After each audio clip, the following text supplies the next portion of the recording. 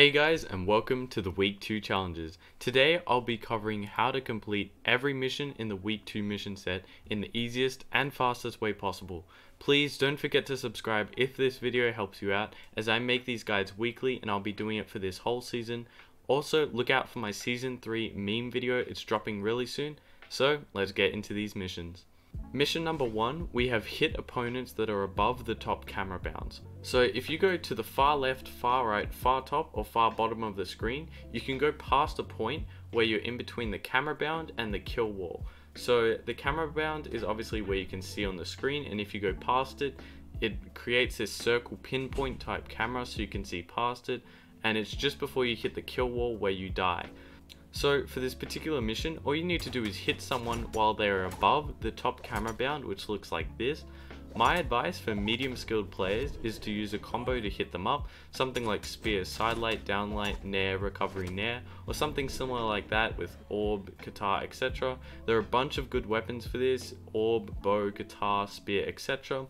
For new or lower skilled players, this is quite a difficult challenge to make easy, I'm really sorry.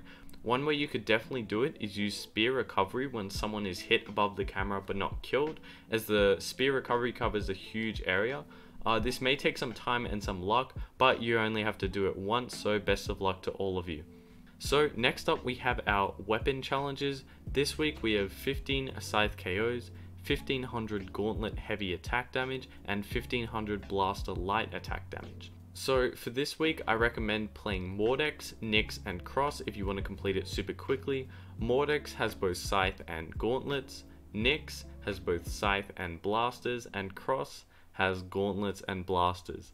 In case you're wondering, heavy attack damage basically means signatures. A couple of people were wondering that last week, so just clearing that up. You have Blasters for light attack and Gauntlets for signatures damage. Next up, we have win matches as the current Battle Pass color scheme, which is Frozen Forest.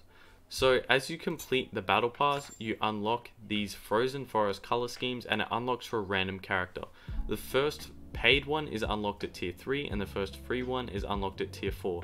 And throughout the battle pass you earn more and more and more. So when you get to a tier that has a Frozen Forest color scheme, it gives you the color scheme for a random character. Note that you don't actually have to own this character for you to get the color for it.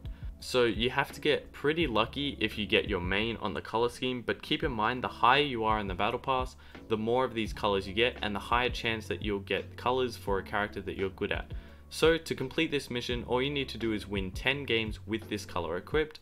These games can include any multiplayer lobbies, so that includes ranked, free-for-all, strikeout, friendlies, and experimental. Brawl of the Week might work, but I haven't had the chance to check it yet. Alright, so next up we have ground pound KOs, and you need to get 100. So in case you're wondering, a ground pound is when you use a heavy or signature attack in air, down. And basically what your character does is it goes straight down, and depending on the weapon it looks very different. Two things to consider for this challenge is force and area. Weapons like spear cover a huge area with their ground pound, although weapons like bow and hammer have a much higher force, so therefore they're more likely to kill. You can complete this mission over time with literally any weapon, and if worse comes to worse, just spear ground pound spam in free for all, and unfortunately you'll complete this mission over time. So don't stress too much about it. And last but not least, we have gravity cancelled unarmed heavy attack KOs, and you need 5. So gravity cancel is when you dodge in mid-air and then perform an attack immediately after. The heavy attack will work for this, so you can neutral sig, side sig, and down sig with unarmed, and these are what the different sigs look like in gravity cancel.